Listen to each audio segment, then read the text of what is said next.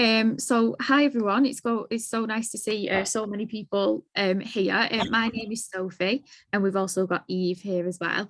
And I'd like to welcome you all to the second virtual seminar in our Researching Youth series. And today's event focuses on creative methods, and it's part one of two.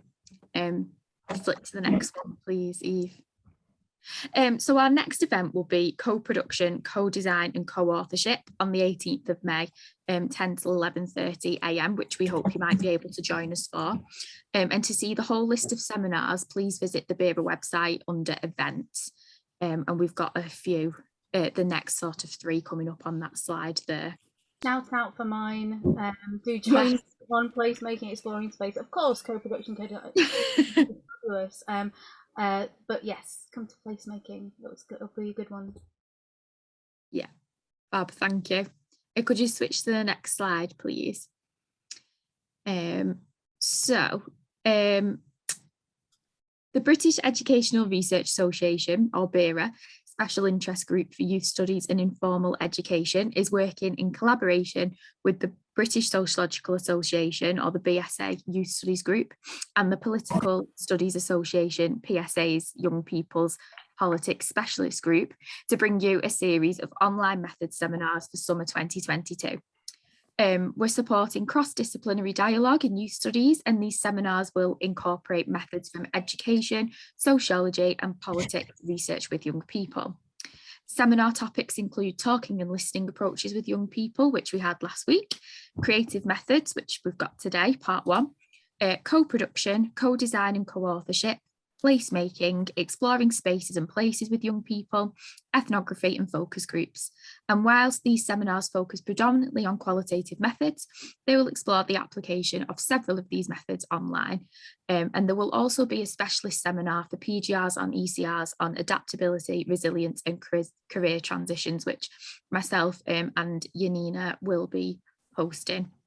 I don't know if Yanina's here, I can't see her on the screen, but we will be running that for PGRs and ECRs next month.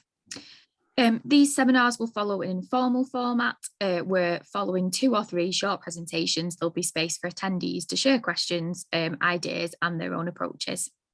So since our call for interest in the series back in the autumn, Frances Howard from BERA has been working with Ian McGimpsey from BERA, Ben Hankel, Carenza Moore and Eve Lee Buck-Matthews from the BSA, as well as the 2 postgraduate conveners, which are myself and Yanina Suppers, and Ben Barman from the PSA, to organise this series of online events, incorporating a fantastic range of topics and speakers with experience in youth research.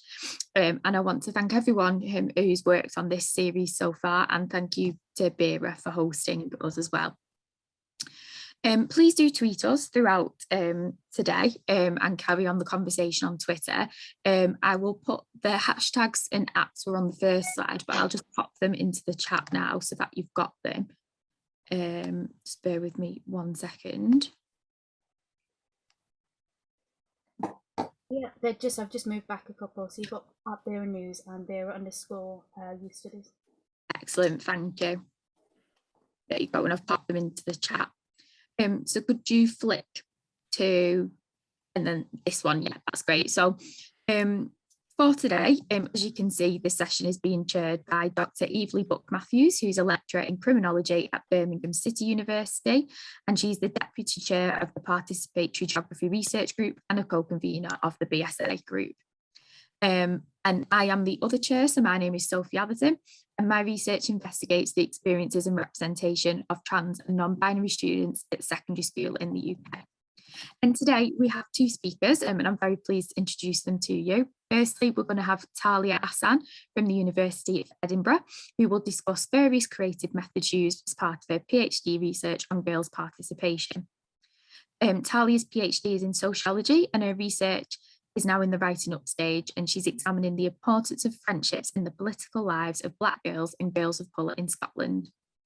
And secondly, we have Dr. James Duggan from Manchester Metropolitan University, who's a research fellow in the School of Childhood, Youth and Education Studies in the Faculty of Education. James's research interests are exploring the productive tensions between community-based and public sector ways of organising. And today he's going to talk about the concept of carousel of creative methods. and discuss this in relation to co-producing research on youth loneliness. So we really hope that you'll find these presentations thought-provoking in terms of your own research and your own processes. So what we will do is we'll have Talia speaking first, followed by a short Q&A for Talia's presentation. And we'll be having James doing his presentation, followed by a short Q&A. And then we've got a list of provocations for the breakout room session, which will be around 30 minutes with a quick feedback.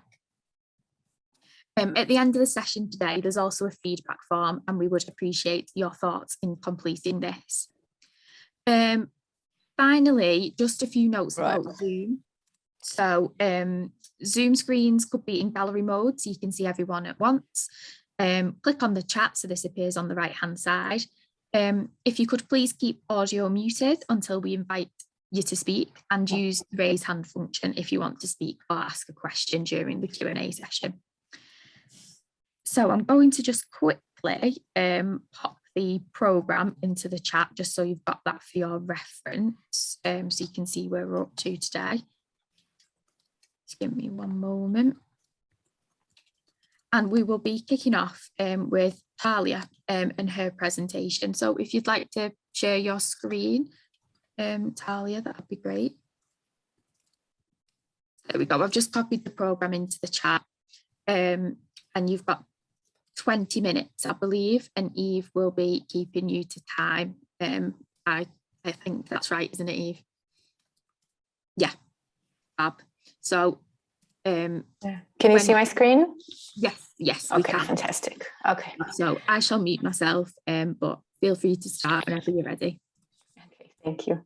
So, hi everyone. My name is Talia Teresa Hassan. I'm a PhD candidate in sociology at the University of Edinburgh. I'm in my third year of doing the writing up stage. Yes, and today I'm going to be talking about my multi-method approach that I use to explore the relational aspects of girls' political participation in my research. And specifically, I'm going to be focusing on the creative methods that I used. So my PhD research explores how friendship is important in the political lives of Black girls and girls of color in Scotland. And it's informed by a few sociological and feminist frameworks, specifically girlhood studies and youth studies, which really call to expand the definition of political participation beyond formal participation and also beyond social movements to really look at the everyday ways in which young people and specifically girls are politically engaged. I also draw on the sociology of friendship and personal life and Black feminist thought, which talks about, the importance of community and relationships of love and support for the survival of Black girls. I did my research with girls who attended a youth work charity that works with young Black people and people of color to support them and encourage their political participation. The research took place, the data collection took place from September 2020 to November 2021. And as I've said, it was a multi-method approach. So it consisted of participant observation in 2 girls groups that the charity ran, as well as in the weekly youth club and in other activities that the charity organized that the girls attended. I also conducted in-depth, semi-structured interviews with some of the girls and their youth workers.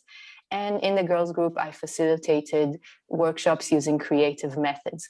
And all these methods really supported one another because doing participant observations first really allowed me to create these relationships of trust and openness with the girls. So it really helped when we got to the point of doing the workshops. And then I did interviews at close to the end of the fieldwork, and that really gave me an opportunity to speak with the girls about some things that they brought up in the workshops that I wanted them to elaborate on, and so forth. This happened in the pandemic, so some of the research I did online and some in person, but specifically the creative methods workshops, I did them all online. So the reason I wanted to use creative methods was that I thought it was a good way to get participants to engage with the research and actually enjoy it.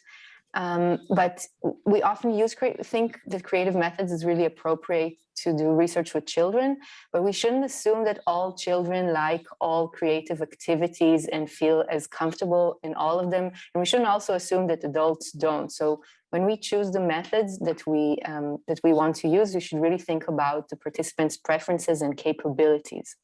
And obviously, the methods should also fit with our research question. And for me, I was looking for methods that really helped me explore perspectives and experiences of girls around their political participation, their friendships, and how the two intersect in their lives. I also worked really closely with the youth worker who led the girls groups, to see that the workshops that I designed were suitable for the girls, that they would find them enjoyable, and that they worked with the charity's aims to really help empower the girls as well. And I had to do a lot of adaptations. Specifically, attendance in the groups wasn't regular. So one girl could come 1 week and then not come for 2 weeks. So I had to take that into consideration. Also, the fact that it was online, that wasn't planned, because the plan was before the pandemic, and then the pandemic happened. So I had to think about what it means if we're going to do it online. And specifically, some girls use their laptops, but others use their phones. So it looks a little bit differently. So I had to think what I can ask them to do during the workshops, and to consider that they only have really basic things at home, that I shouldn't assume that they have any stuff to use necessarily. So I'm going to be talking about two of the main methods that I used. The first one was mapping. I did a mapping workshop with the girls, and the point was to really trace how their meaningful relationships in their lives were connected to political issues, so to trace these connections. There is a technique called concentric mapping, and that there you basically ask a person to write their name in the center of the paper and then draw circles around it, and then place in these circles people who are important to them. So I really like this method, but I thought, wait, but I don't just want to know about their relationships, I want to know about what interests them politically. So I looked at other mapping methods, and I combined them together. And so in the workshops, I asked the girls to do the split with the circles and the relationships. And then I asked them on a separate piece of paper to write down social and political issues that they cared about. And after they wrote them down, I asked them to place them in the first map and sort of show the connections between these issues and the people in their lives. So here you can see one example of that, of one of the maps. I had the opportunity to pilot this workshop before doing it with my participants, which I really recommend. And I did it simply to my friends. I wanted to practice how it worked and see how it goes. And that was really helpful because it made me realize that it could become really sensitive if, because I did it with my friends too, that what if one friend writes another one in their map and the other one doesn't write them? And I thought, oh, it could stir up some tensions in the group itself. So what I did when I did the workshop was that I told the girls that they don't have to show their map to everyone. They could just send it to me in a private photo. And when they draw the map and also talk about it, they don't have to name specific names. They can just say my friend or my sister and things like that. And here, actually, the online settings were really helpful because they could do their map, they create their maps in private without other girls looking over their shoulders or anything like that. And then they got to choose how much of it they wanted to share. And I did this specific workshop I managed to do with both of the girls groups. So I also got to refine it between one group to the next. Specifically, I realized that actually using the circles meant that the girls were more busy with prioritizing, saying, oh, this issue is really important, so I'm going to place it in the first circle, and this person, I'm not as close to them, so they'll be in the third circle. So instead of the connections, they looked more at where to place everything. So for the second group, I actually just told them, write your name and then draw the relationships and then draw the social issues without the circles. And in creative methods, we're usually not going to get the same output from all the participants. And that's a good thing. This is about being creative. So, and things are going to come out that we're not going to expect. So here in Melissa's map, she actually ended up writing all the social issues on the edges of her map because she said that they affect everyone in her life. So I didn't think that was something someone would do, and it was really, really interesting. And doing this workshop really helped me both understand some of the dynamics in the group, like to see who was closer to who, but also how they really understood that they were passionate about some issues because their friends were passionate about them or because they affected them directly. Another method that I use with photography and photo elicitation. I really wanted to use photography to explore how the girls understood and practiced their friendship ties and how this might be political. Now, the problem was that usually in these sorts of projects, these are long-term projects. So you do one session where you explain about photography and ethical issues, and then you do another session where they plan what they want to photograph, and then they go off and do the photos, and then you meet up again. So all of these things were not possible for me because, as I said, the attendance kept changing. And also because young people are pretty busy. So for me, I didn't want to burden them with doing something after the workshops. And also I wasn't sure they were going to do that. Young people who are politically active, they have school or college and university, and they're doing activism, and they participate in our research. So I didn't want to overburden them. So I did some adaptations, and I basically managed to put everything into one workshop, or not everything, but everything that was necessary for my research. What I ended up doing was I gave the girls at the beginning of the workshop some prompts and questions, and then I asked them to choose photos from their phone or from their social media. Then they send me the photos, and I put them all up on a Google slide and shared with them, and then we started talking, having a conversation around these photos. So that was a way to really condense it into an hour and a half instead of a few sessions. Now, when we use creative methods, we always have to prepare alternatives. We have to consider that, some participants might not like the method or want to do something else, or they might be incapable of doing it for some reason. So here specifically, I thought, okay, it's possible that someone might not have photos on their phone or on social media. And specifically, I had one girl who was pretty new to the group, and one of the photography workshops was around friendships in the charity.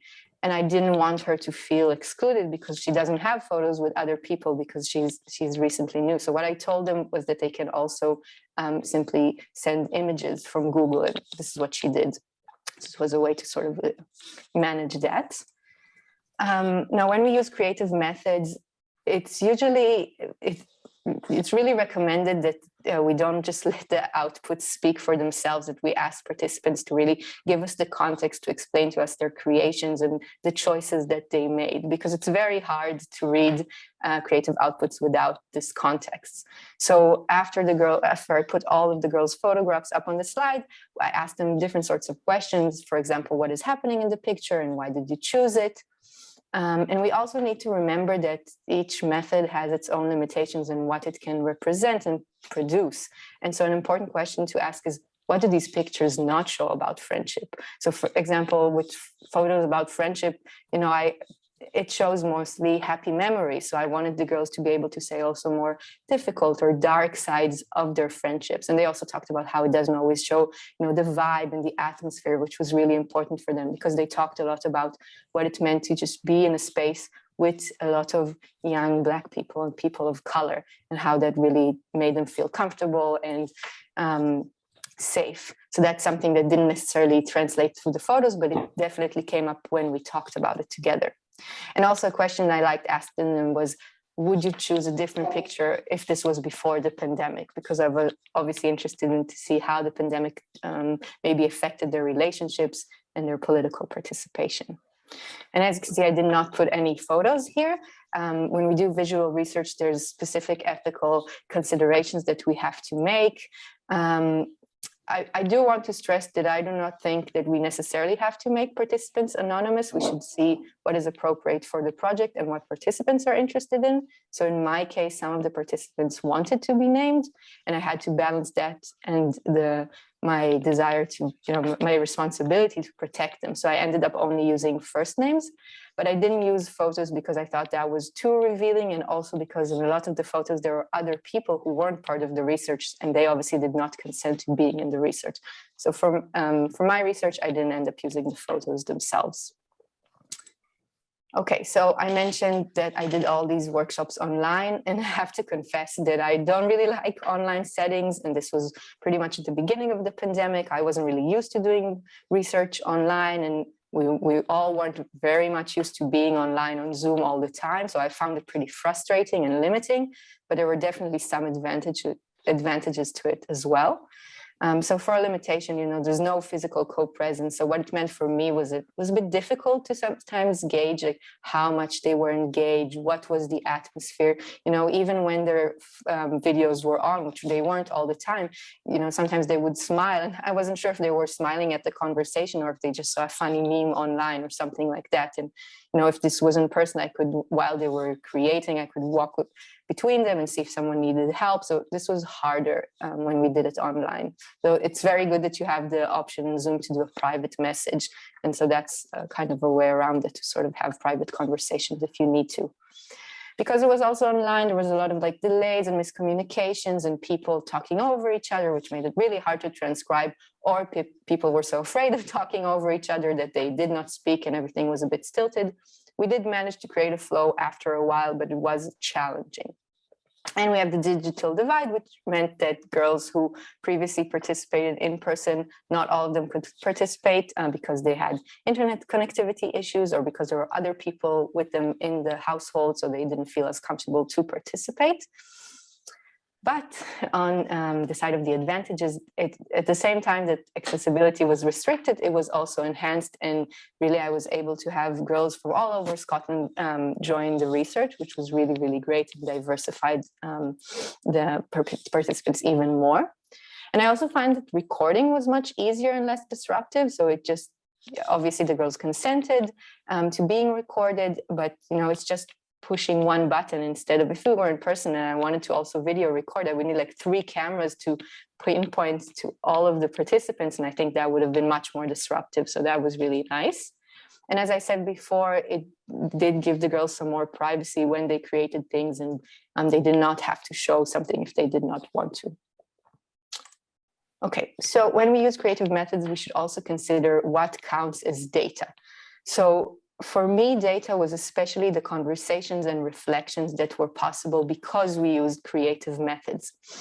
So at the end of the workshop, of the photography workshops, I asked the girls, what do you think? Was it nice that we used the photos, or would you have just wanted for us to talk? Because it's really also young people. Some people just want to talk with you and they don't want all this prompts and the things you use around it. But actually, Cici said that she found it really helpful, that it guided the conversations, and specifically for her, because she felt it was really hard for her to organize her thoughts. So she really liked using the photos. And we should also ask ourselves, are the creative outputs that the participants make, are they also data? Because if they are, they also need to be analyzed, and they require some different kinds of analysis. For example, are we looking at the aesthetics also of the thing? Like a lot of the times people want to create something that looks good, and so that affects what they create. So for me, I decided that I'm not going to use the creative outputs themselves, especially ones that were non-verbal, because I felt I did not have the capabilities to analyze them, but also because I felt that I had enough data from the conversations that we had around in these workshops around the things that the girls created. So here's, at the end of the workshops, I always asked the girl what was it like for them, and if they ever thought about these issues before and talked about them before, if it was new. So here's Sidra about the photography workshop. She said it made her look back and see all the fun memories and the photos, and she saw which photos she really liked, so she really enjoyed that. So yes, the photography, because it was photos they had from before, a lot of times the girls just like remembering these moments. So they appreciated the time, because I think it was Sidra who said, I have all these photos on my phone, and I usually don't look back at them. So they really like this opportunity. And in the mapping workshops, Asha was talking about how before she never really stopped to think why she is so passionate about different issues. And then she looked at her map that she drew and she realized it was because people in her life were passionate about that. So we can also see how this enabled my participants to reflect on issues in their lives, and they really appreciated these opportunities. So just some tips to conclude. I really encourage you to read a lot of what other people have already done. There's so much there's articles, there are journals for qualitative methods and things around that. So people also write about what went wrong and what they didn't expect and how they had to adapt. Obviously, it looks different in every person, in every research, but you have a lot to learn from other people's past experience. And having said that, methods aren't set in stone. You can adapt them to what fits your research, what fits your participants and your capabilities. It's important to understand what kinds of data can be co-created through the methods that you use in your adaptations, but you should feel free to experiment a little bit. And again, because these are creative methods, you should try to figure out what your capabilities are around creative methods, what you feel comfortable doing and facilitating, but you should also feel confident to try new things, because especially a PhD is a great time to try new things. If you have the time, I really, really recommend piloting. It can bring up a lot of things that you didn't think about when you were just planning it on paper. It's also really important to be attentive and flexible, really attentive to participants, to see how much they're engaged, to not force them if they don't want to do this creative methods, to think about alternatives for alternative ways for them to engage, and not stick to the program too much. Because, you know, especially for me, when I was more interested in the kind of conversations that would come up. So, you know, if they didn't really do this, the creative methods, they did it a bit differently. It doesn't really matter for me, because I just want us to have a conversation around that. And reflexivity is really important. You need to think about, you know, all the decisions you made when you designed the research, and how the workshops themselves, the creative methods worked out in the end, what might have affected them, how really the data was co-produced, and how it was affected by your position and your participants and the relationships and all of these things. So very, very important to be reflexive. So here are just some references. I'll put this up for a second if anyone wants to take a photo. So these were some resources that I found very, very helpful, specifically around mapping and photography. And thank you very much. I'll just add it because we have a second left, is, yeah, I mean, these were not the slides that I used when I worked with the girls, and you perhaps saw that I used a lot of photos and things like that, and it was specifically important for me that I used a lot of images of Black girls and girls of color, so the girls could feel more comfortable and maybe identify more. And yeah, this is also fun. Creative methods are fun. So yeah, thank you very much. Fantastic, thank you, Talia. Yep, we've got all the claps going up, the good old Zoom claps. We have 6 minutes for questions. We've got some chat going on in the chat, but I don't know if anybody fancies unmuting. If you want to, I'm more than happy to read out any questions left in the chat. But I think about 3 questions. We've got time for 3. So any burning ones? Yes, Cassie's going to kick us off. And also, can I encourage Talia maybe to, if you're happy, to pop your email in the chat as well, if you want to follow up. Well, over to you, Cassie. Hi, Talia. It's so nice to hear more about your research, just as interesting as last time. I just wondered if how you went about selecting the creative methods you were going to use, and whether that was done in dialogue with the young people. Like, had you met them before you made those methodological decisions? How did you know that this was the thing that would work? Yeah, thank you, Cassie, and good to see you. Yeah, so I didn't design everything ahead of time. It was this rolling process. I did design the mapping workshop ahead of time, and then the girls were pretty busy. I didn't really want to bother them too much around the planning, and that's also a thing where I think doing participatory research is great, but it has to be right for participants. Sometimes participants are happy for us to tag along or do workshops for them, but they don't really want to be as involved. They have their own things going on. So that's why I worked more with the youth worker to sort of see that it's appropriate, and if she thinks that the girls will enjoy it. And then later on, I did do, and I didn't talk about it today, a writing workshop, because the girls were really interested in performance and creating and things like that. But this is also something they really like, spoken word and rapping, and that's something I know nothing about. So I actually couldn't do a workshop around that because I recognized my own limitations, and that's also okay, right? Yeah, just to make everyone feel okay about what we can do and what we can't. Thank you. Yeah, that's really interesting to hear more about that. Fantastic. Anybody wants to throw their hand up, or like I say, if you want to throw it into the chat, I'll relay those.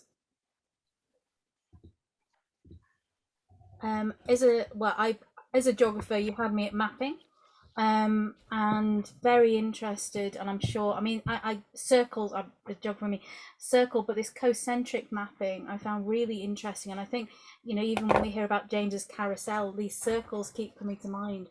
I just wondered why you fell onto kind of concentric mapping, and I'm just thinking, when things do manage to go back maybe a bit more physical, whether you've got any plans or kind of ideas around doing this physically, especially around the kind of what's the word? Collaging, that's the word. So those kind of drawing on those virtual, those Google images. So if you can go back physically rather than the virtual, what would you do with that? Oh, that's such a good question. I think I've been afraid to think about it because I've been afraid to think about, oh, what could have been. But yeah, I think, and I didn't say that, but definitely if we would have been together, we would have been able to make something more collaborative rather than each person doing their own thing. And we did do a little bit of, some annotating on slides together and things like that. But yeah, it could have been really doing something more collective. And I think that would have been really interesting. And also, I wonder how that would look, because then they would also have to sort of negotiate if they had like different opinions around it. In the mapping workshop, it had another element, which it was just too long and I never got around to it, but they were also supposed to add like actions that they do, to create social change. And I want to see how that might relate to relationships and issues they cared about. So maybe we could have done like a huge piece of paper and mapping sort of different ways of doing politics, thinking about politics and relationships. And there's so many exciting things to do there. Thank you. That's the postdoc, don't worry, it's the postdoc. We've got time for one more, or yes, absolutely. Sorry, your name's covered by a good old, but do unmute. Is it me? If it's me, sorry. That was so interesting. Thank you so much. And I particularly wanted to, one thing I really valued in your presentation is that, and recognized, is the particular kind of situation of doing research that you want to be sort of really youth-centered and participatory and creative with young people who are really busy, and also in informal environments such as youth groups where there isn't like a consistent membership. So I just wondered if you had anything more to kind of add about like the advantages and disadvantages, or anything sort of more on that, or like, I'm hoping you're going to write about it, or if you have time, or sort of if you have any particular more reading around that, because I find that a lot of kind of participatory and creative methods texts are more around kind of like really in-depth projects, which are amazing, but that does assume the young people have a lot of time and commitment to what is in the end our project. Thank you. Yeah, thank you for the question. It's a really good question. And I would also add that especially a PhD is supposed to be a solo authorship. And then if we're doing co-producing research, how does that work? So there's like this mismatch between what we would maybe want to have with participants and what academia requires. And that's another challenge. So yeah, I mean, some of the findings of my research was that one of the ways that the girls really created social change was in conversations and these dialogues together about issues.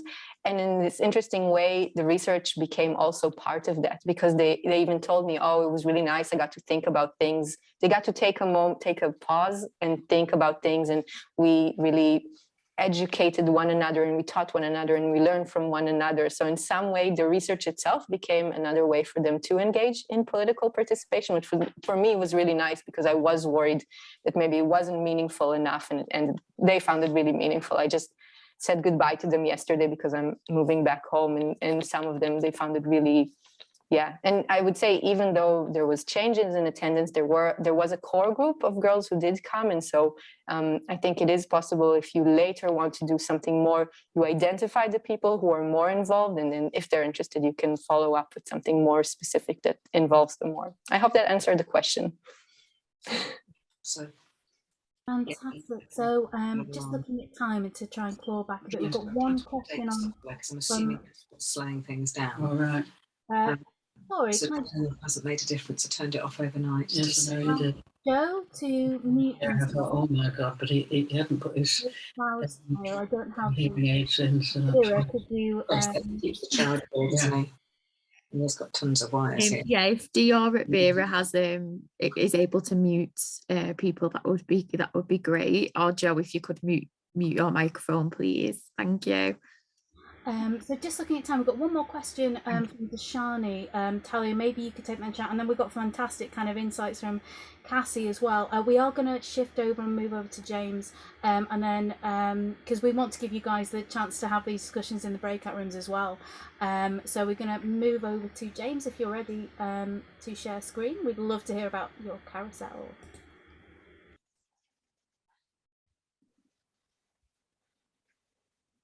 Okay, can everyone see my screen? Yep. Yeah, okay. So yeah, I'm going to be talking about issues I think that follow on to a lot of what's happening in the discussion, I think, really. So I'm James Duggan. I'll be talking about a carousel of creative methods, co-producing research on youth loneliness using process and speculative approaches. What is that? There we go. So it's a bit of an overview. I'll be talking about the Loneliness Connexus research project, and then I'll be talking about this idea of the carousel of methods. And then I'll be talking a little bit about finding and positioning creativity and, finding a kind of an answer really in process approaches, and outline a little bit of this co-productive imagination that I've been thinking about for the last couple of years. Just as a kind of, headline, point, I think one of the things we often think we should do in methods is do methodical research, is do research that's nice and tidy and bounded. And we're kind of like apologetic that we're adapting, and we're not doing this thing where we're not getting like the same 10 young people through a whole process.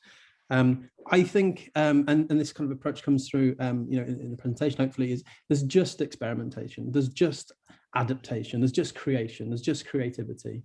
And it's our response really to thinking about that and developing our powers of imagination, both in creating encounters and understanding what is happening.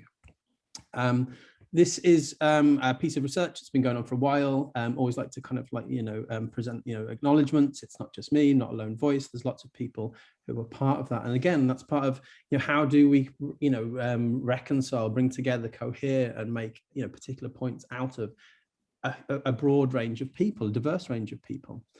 The focus of the work is on youth loneliness. Since the 2010s, loneliness has become a new way really of thinking about youth and youth mental health, youth well-being in a policy sense and policy context. And the research really was to put young people's voice, amplify young people's voice and perspective into that national conversation.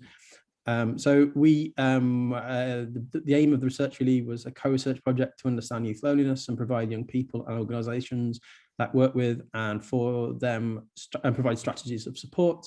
I was working with Janet Batsleer. I know many people will know her work in the BERA Youth Studies group in particular. We worked with 42nd Street and 14 young people there, although again, it was a changing group of people. And over the course of the research, we worked with 200 young people. It started in 2016, which is insane now that it's 2022. I went on to July 2018. There were 4 phases where we developed a research group. We collected data and analysed it. And then we created lots of different kind of like, performances and legacy events and mobilised the data in various ways. There were some important kind of like determinants or constraints on the research. One, we kind of engaged with the loneliness agenda, but we found it very biased. It was conceptually, methodologically, programmatically, ideologically focused on the individual, and obviously tied with neoliberalism.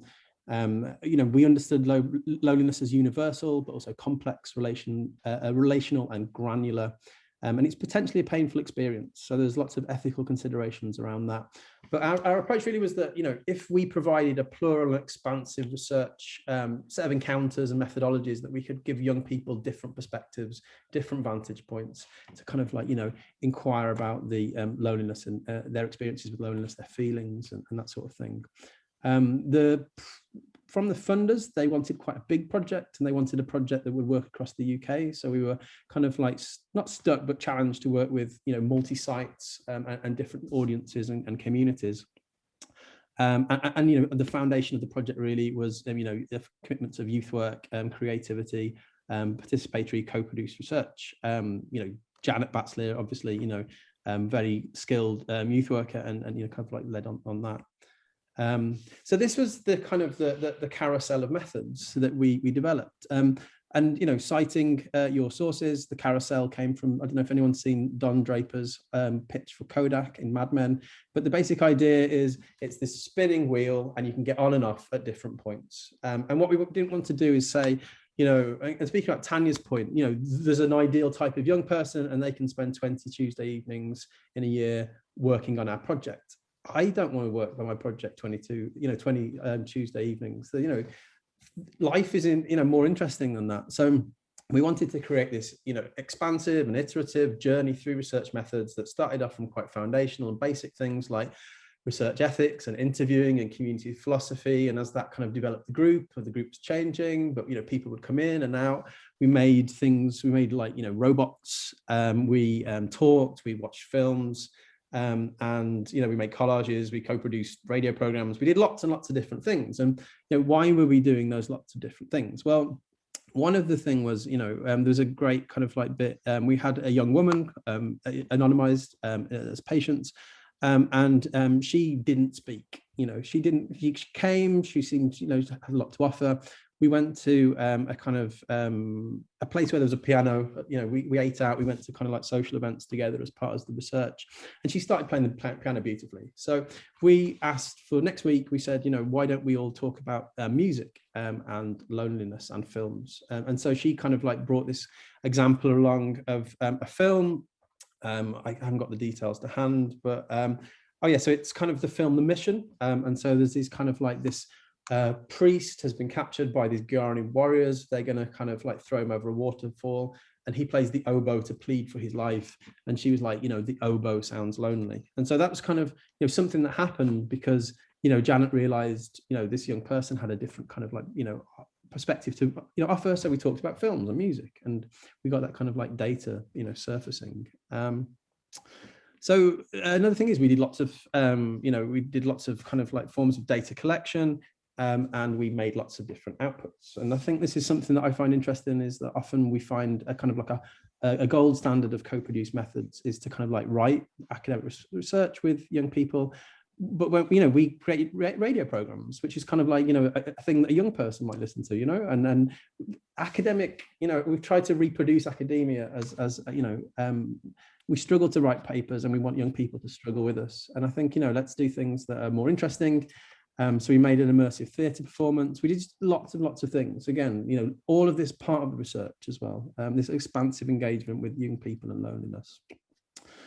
So this is kind of my brief thing about you know, finding creativity. And you know, I love creativity. I think I'm quite a creative person, but you know, you see research methods and they're kind of like, you know, this is anti-capitalist, decolonizing, feminist. And the methodology is, you know, juggling on a hillside, and that's fine.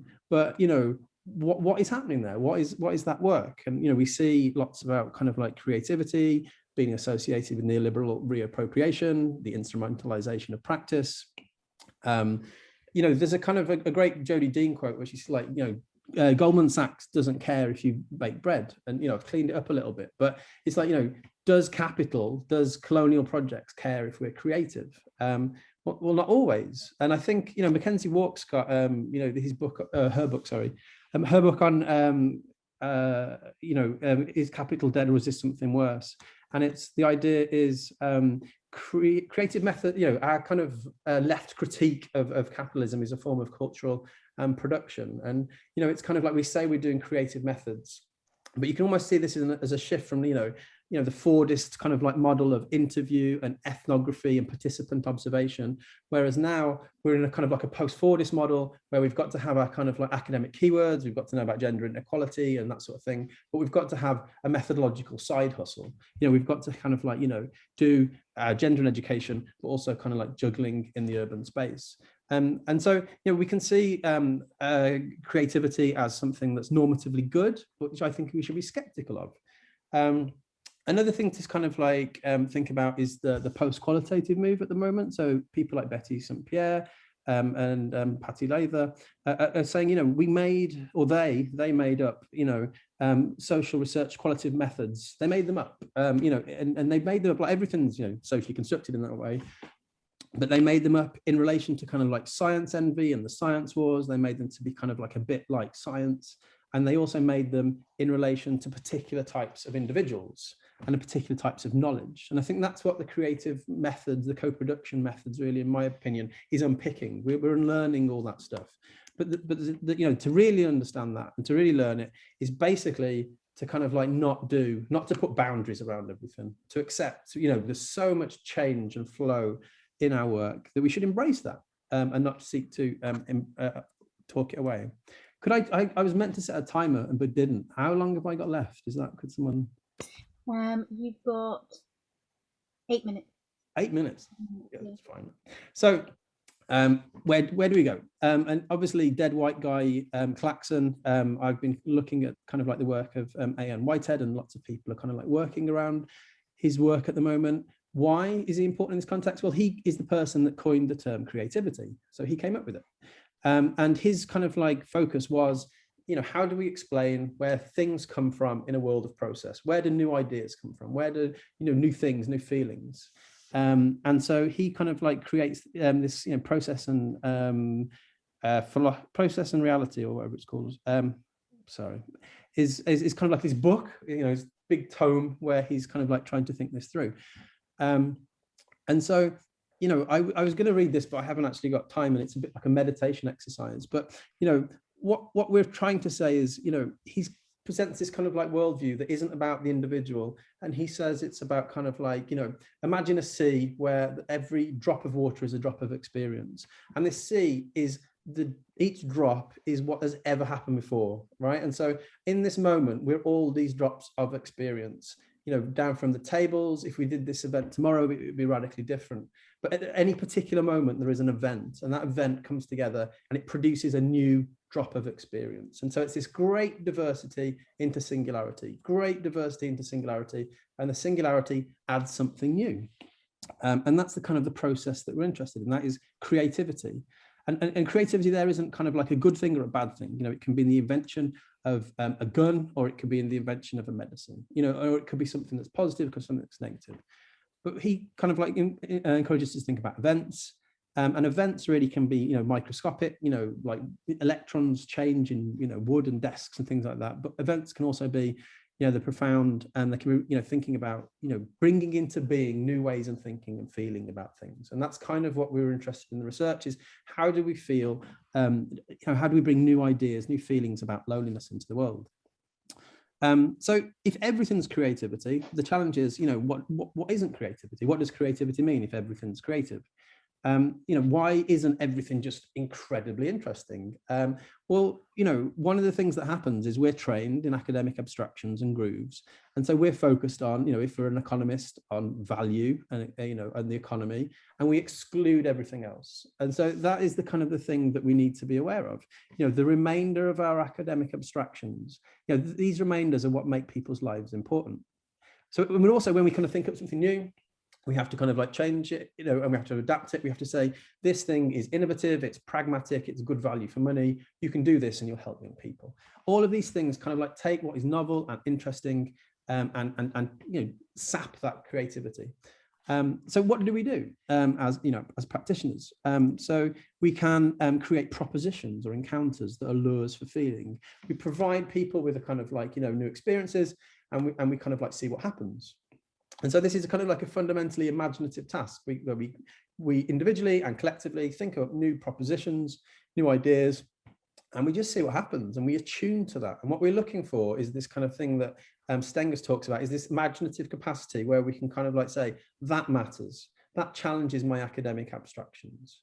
That is something that my field that I haven't thought before, and we need to make sense of. So all of this sounds, you know, a bit different. It is quite hard to get your head around, but it is incredibly useful. And I think this is what's kind of useful for people who work in creative co-production, kind of like youth contexts, is it kind of lets us get away from this bounded idea of like, you know, young people, there's 10 of them, they go through this project, they all have to be the same, they all have to do these same methods. But, you know, what we're continually doing is experimenting in a world of process. We create propositions or techniques of relation and lures for feeling, and we see what happens. The world is in process. Everything is different every point. We're not seeking to say, this is how the world was. We're trying to create better lures for feeling, to feel different things in the future. And this is kind of like, this is a restless activity. It's got an appetite, it's appetition, it moves, it's seeking difference and diversity. And I think this is what's interesting about, research is, if we try and get this kind of like 10 young people who come along week after week, they're most likely to be middle class, they're most likely to be kind of like, relatively settled, they're most likely to be everything else. What we're after is difference and diversity. We're not after kind of equality or empowerment, we're just after difference and diversity. Of course, empowerment and equality will be part of that. We're not after things that are kind of like polished. We're after things that are rough and ready. We're after things that draw together different ideas, different kind of experiences. And it's this kind of like diversity. Masumi talks about the difference between the positive and the negative charge that creates lightning. We're also after kind of events. What we want to do is like create new events, new data in the world, new experiences. And that kind of like, might not lead to something, but it might.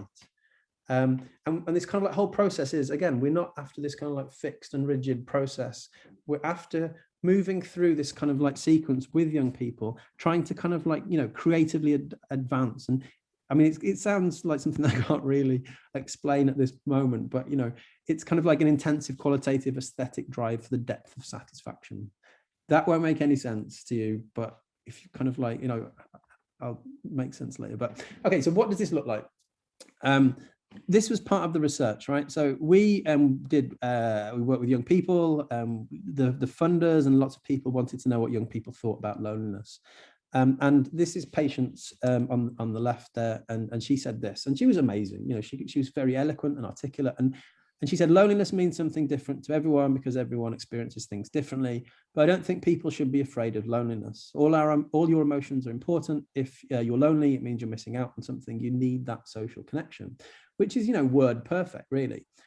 What I became kind of troubled by was that, it was so easily taken up by the funders, and in that there's this kind of like, we've got it's kind of basically self-help. It's kind of like what you need is this connection, and this is the psychological literature, and it's kind of like, you could obviously see that she kind of like engaged with this and done her own research, and that's fine. But it's also kind of like putting like individualizing it. It's like, there's something wrong with you. You need to take this action. Okay. And so that was problematic, I thought. And so like, one of the things that happened through the project is that, I got to know Patience and the guy on the right, pseudonymized as Mark, and they had this really interesting relationship. They were complete polar opposites, really. But they had this kind of like caring relationship, but I saw it from lots of different perspectives. And, they went to another project before our project, another arts project. We ate together, we kind of like did lots of different perspectives. We were creating all this diversity and experience and talking about different topics and things like that. And I can't get into it exactly, but, the guy on the right was a bit problematic. He was a bit challenging, and he kind of like, he had like, transphobic outbursts and things like that. And, we were kind of like, it was just an odd kind of like way for him to be in the project, but she was very good, I think, at kind of like bringing him into the project, including him in the project. And I think that was the kind of the thing that it wasn't planned for, and it wasn't something that I expected. It's something that I had to learn and attune to, is that we had this research thing going on here, but there was young people's lives, that was going along it, and they were trying to kind of like, socialize, be friendly, flirt, do all these different things. And there's all these kind of like relationships. And she was kind of like, a different practice that I couldn't have imagined and couldn't have made, but she was instrumental to the research. I'm not sure if that makes any sense at the moment. Basically, this presentation is drawn from like two sources. So if you wanted to kind of like read more, there's Janet and I wrote a book, Young and Lonely: The Social Conditions of Loneliness, and then there's another, I wrote something about the co-productive imagination, so check those out. But the main thing that I want to say is, you don't need permission to go off piste and do interesting things. We are all incredibly sophisticated at just listening and thinking, and attuning to things. But I think we kind of like think, oh, well, I've got to do that method because I need to have like a kind of a methodology section that makes sense, and I need people to respect my rigorous data And I don't think it's true. I don't think that's the kind of like work that we're in. And I think it sort of like pushes us into kind of like working in context and working with particular types of young people and working on particular types of issues that aren't as interesting and aren't as productive as they could be. So that's me.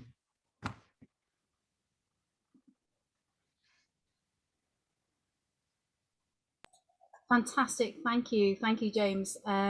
So we've got 8 minutes. So questions.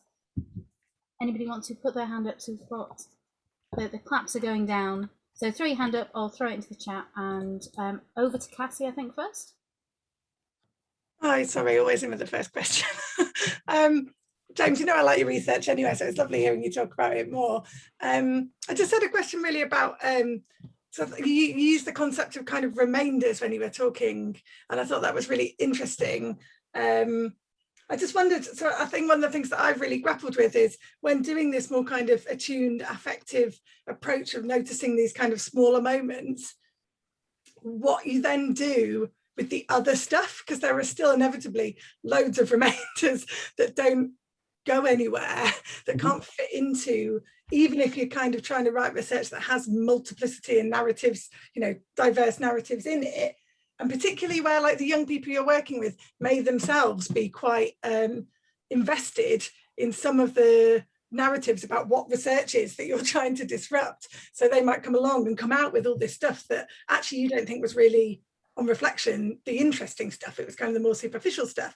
Like, I do worry that some of the young people I've worked with, if they looked at my thesis, would be like, that wasn't what we said. So like, how do you deal with that complexity? Yeah, I mean, I think this is the kind of thing like, you know, Whitehead has this kind of thing, you know, the importance of a proposition or, you know, something is that it's interesting. And it's more important that it's interesting than it's true. So, but true things are usually interesting of themselves. So basically, one of the things that we do with the outputs is just make lots of different outputs, I think, you know, and give lots of different kind of like routes for people to kind of like, you know, amplify their voice. And it might be kind of like to gain skills, like they want to do a radio program or something like that. So I think that's foundational, but I honestly don't think research is that important or interesting. You know, I think we kind of like academics, we come together and we're like, this is the most important thing because we're all nerds, you know, and that's fine. I love academics, I love being a nerd. But like, I don't think everything that we do needs to reflect the voice of the young people that we're working with. And I think that could be quite problematic, but I think there's something about, you know, us sharing notes and it not really being about, you know, the young people. You know, in the paper I wrote on the co-productive imagination, like I didn't show that to Mark really, because I don't think he would kind of like it. But I think, you know, I don't know, that's what I talk about in the thing. Like, you know, sometimes I think, there are different things, and you know, I think for me it's like I'm interested in what is, you know, interesting to me, which sounds quite egotistical and counter to what we're trying to do, and it is in some respects, but I'm also trying to do lots of other things. But I think, you know, if we don't share these stories as a kind of like a community of, you know, practitioners, we'll be poorer for it. I think that's kind of like my thing. Thanks. Yeah, that's really interesting. I guess, like, often the thing that I think ends up being interesting is that tension between what you noticed and what they thought was happening. Like that story might be where the tension might be what the narrative ends up being, which surprised me. I didn't expect that before I did my PhD anyway. But yeah, thanks, James. That's super interesting to hear your reflections on that. Like if you go to like I think this is one of the things I think about co-production is that, you know, often people say, I've kind of given a similar presentation and someone said, you know, as a kind of a service user, this is bad, this isn't co-productive because I can't understand it. And I kind of think like, you know, if you're bringing your experience, I can't understand your experience. That's what we're bringing, different things. So I don't think we're kind of like defaulting down to this kind of like thing that we all can understand. I think, you know, there are different points, different connections, different flows of this thing that, you know, I think this is really complex, really hard stuff, but it can help us do better work. And I don't think everyone needs to understand that, but they can benefit from the kind of the processes and the way that I would work. But if they wanted to, I'd be happy to kind of work with them and read all the books, but I don't think they need to. No, or necessarily want to. Yeah, or want to. Yeah, why? Do something interesting. Thanks. I'm also reminded of Tally is like piloting, like community of practice. We need to share what you know, the philosophy, the theory around it, but also like we need to be doing this on each other a lot more, this piloting as well.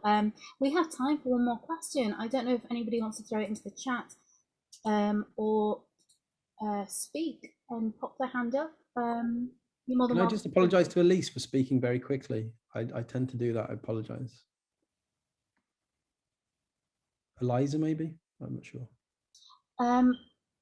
We've got two. We're going to try and get through some. Denaria, do you want to go first? And then we'll bob on to Martha before breakout rooms. Hiya, yeah, thanks. Can you hear me okay? Yeah. Yeah. Yeah, it's just on this point that you make about, you know, we don't always have to be thinking solely of, you know, am I being a conduit for youth voice, and where is my research aim, and what is, you know, my way of seeing the world, and how do I combine the two? So I guess my question is, do you see it more like riding a bike, where, you know, you keep yourself upright by having both this, you know, this on the one hand being true to actually how do I see the world, and what am I seeing here, and what's important for me in my research, and on the other hand, what are they saying?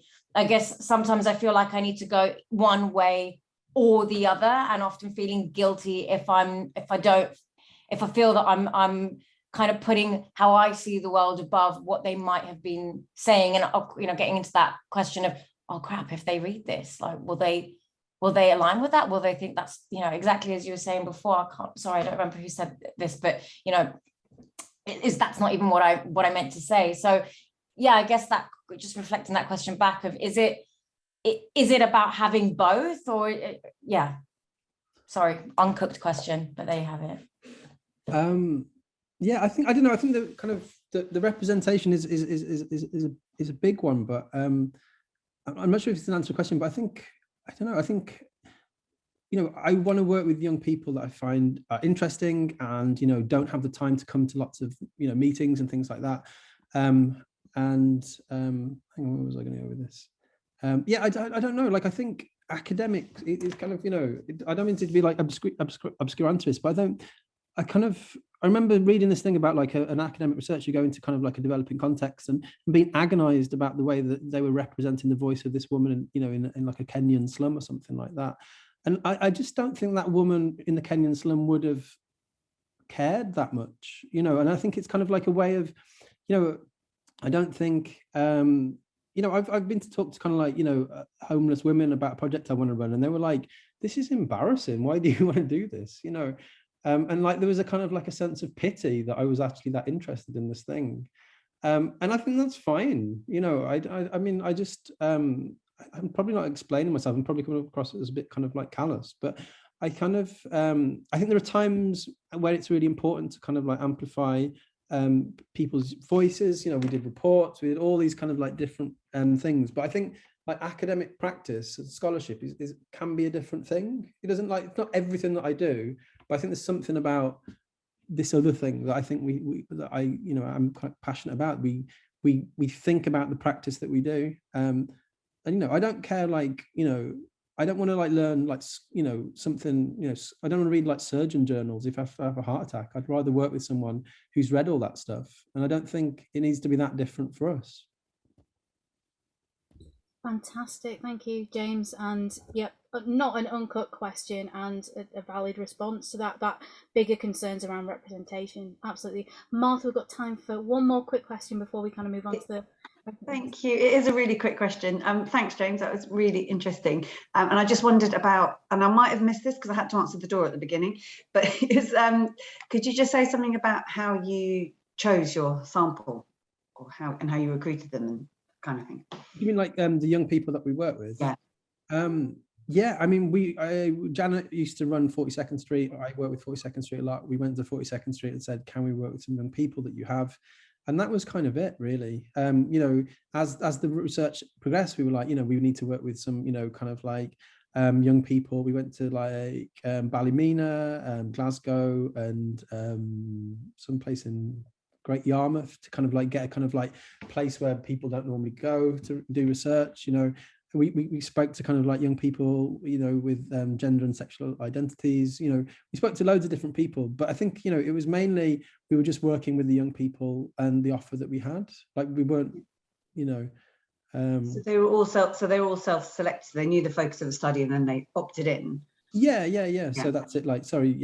Basically we work with the youth group. Those are our core researchers, and then it kind of went from there. So yeah, the decisions were. I've kind of forgot all my sampling words, to be honest, because I've been freed from them. But yeah, so purposive, all that sort of stuff. Yeah. Okay. Thank you. Fantastic. Thank you, James. We're going to throw you into some breakout rooms really to continue some of these kind of conversations with one another. We've got kind of 3 provocations. So Sophie's going to pop those in the chat, but also reflect on these wonderful kind of 2 talks. Our kind of thoughts, or what we wanted you to consider is, and we've kind of touched on some of these, but what creative methods would you ideally like to draw in your research? You've had 2 fantastic kind of examples. Have you encountered any barriers to the use of or the inclusion of creative methods? How can creative methods disrupt, renegotiate research agendas or not?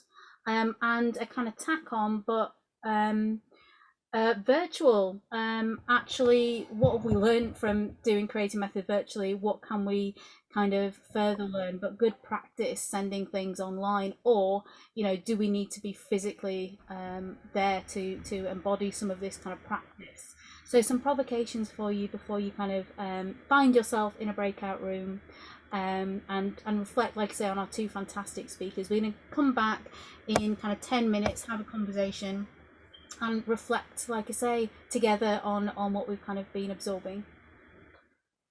On mute. I think we've got everyone back from the breakout rooms now. So we've still got a couple of minutes before we're due to finish. So I was wondering if any groups wanted to share what they'd spoke about, and give a very quick roundup, perhaps.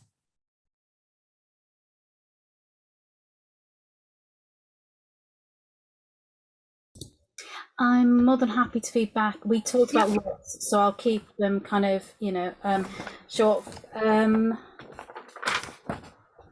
So we went off topic, and music was the first kind of, I actually didn't lead this one, but music did emerge, especially kind of James's conversation and this kind of engagement with the language and the processes that young people, and actually music. Kath brought up that music was a really intrinsic part of the kind of work that she was doing at the minute, that young people are she's gone sadly, but yes, just music kind of emergent as speaking the same language. Julia kind of brought up how do we need personally to be creative professionals, and I think we unpacked that we don't necessarily. We should be drawing on those that are, in my own experience, because the cultural creative industries are at all-time low, and actually if we can bring in people, acting, theatre, music professionals, and be able to write them in on bids, we really should be. But that's from my own kind of personal one, kind of thing to grind. Martha kind of drew out this funding, and I'm sure it came up other places. How do we write this into bids? She's doing some work on kind of citizenship and this systematic data analysis being this Achilles heel to creative methods and triangulation of that data once we've got it.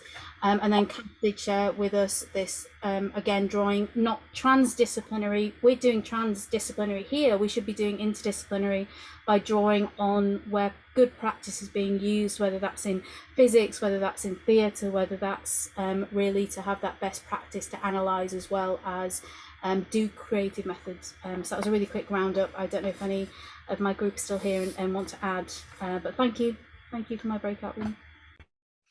No, that sounds fantastic. It sounds like lots of really different discussions were going on, and in my group that I was in as well, we had similar themes as well, and again, lots of different avenues of discussion. We spoke about being sort of dynamic in the research process, sort of being reactive to the young people who were there, and what happens when young people want to do creative methods.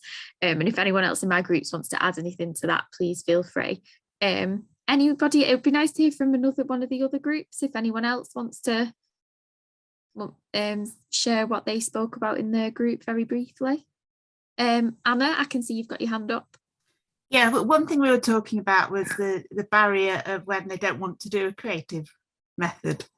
So like I was doing some sort of discussion groups with people, and I was saying things like, oh, maybe you can bring a picture of when you've used your voice or you've seen someone use their voice, or maybe write down some examples during the week of when you've seen people using their voices, and they just came and they hadn't done it, they just wanted a bit of a chat, which was absolutely fine. I ended up using sort of a Padlet during the sessions to get them to think, and one of them did then put kind of stock images and stuff on there, which was quite interesting. But yeah, they weren't really interested in doing it, they just wanted to chat once a week, and obviously I couldn't force them to do anything. But yeah, that was a bit of a barrier, and I'd have to try and think of a way around it. Yeah, but it probably doesn't help it being online, really, in some ways.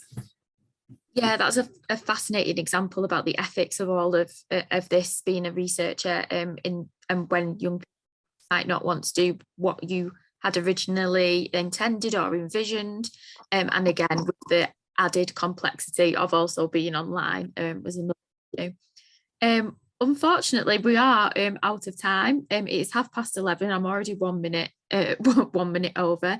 I would like to thank again both of our speakers, Talia and James, for fantastic presentations.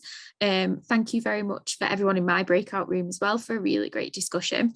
And the next session in this series is going to be on the 18th of May next week, which is co-production, co-design and co-authorship. At 10 a.m. till 11:30 a.m. and all of the other events are on the BERA website as well to sign up. So I hope to see you at that one. But thank you very much, everybody. And I will hopefully see you all soon.